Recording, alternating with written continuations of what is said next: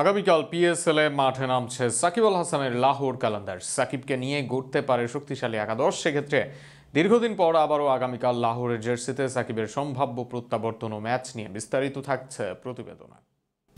রিশাদ হোসেন আসরের শুরুতে মাঠ মাতিয়েছেন, তবে মৌসুমের মাঝের দিকে পিচ কন্ডিশনের কারণে বসে থাকতে হয়েছিল। এরপর পাকিস্তান ভারত পরিস্থিতিতে রিশাদকে নিয়ে ঝুঁকি নেয়নি বাংলাদেশ আরব আমিরাত ও পরবর্তী পাকিস্তান সিরিজের জন্য। তবে রিশাদকে না পেলেও আরেক বাংলাদেশি অলরাউন্ডারকে দলে নিয়েছে লাহোর। এবার বাংলার সেরা অলরাউন্ডার সাকিব আল হাসান খেলবেন লাহোরের হয়ে।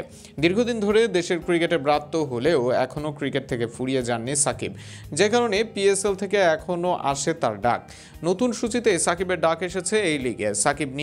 সাকিবকে নিয়ে শক্তিশালী দল গড়বে লাহোর।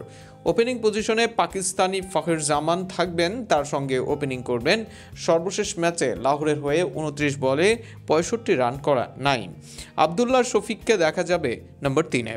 নম্বর 4-এ দেখা যেতে পারে সাকিব আল হাসানকে। বিশ্বসেরা অলরাউন্ডার আরও একবার লাহোরের জার্সিতে মেলে ধরতে চাইবেন নিজেকে।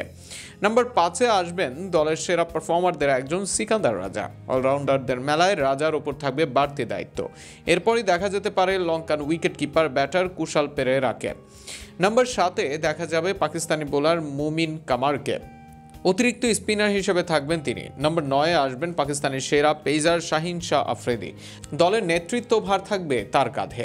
একই সঙ্গে পেস বোলিং লাইন আপের নেতৃত্বও দিবেন তিনি। তার সঙ্গে থাকবেন আরও 2 পাকিস্তানি পেসার আব্বাস আফ্রিদি ও হারিস রৌফ। তারা নামবেন 10 ও 11 নম্বর পজিশনে। সব মিলিয়ে 18ই মে পরবর্তী ম্যাচে এই শক্তিশালী একাদশ নিয়ে মাঠে নামতে পারে লাহোর। এই দলে আছে 3 পেসার ও 3 স্পিনার। এছাড়া শাহিন শাহ আফ্রিদি পর্যন্ত লম্বা ব্যাটিং লাইন আপ, অর্থাৎ বেশ শক্তিশালী ও ভারসাম্যপূর্ণ একাদশ পাবে লাহোর। এই দল নিয়ে তারা পরবর্তী ম্যাচে মুখোমুখি হবে পেশোয়ার জালমির হয়ে।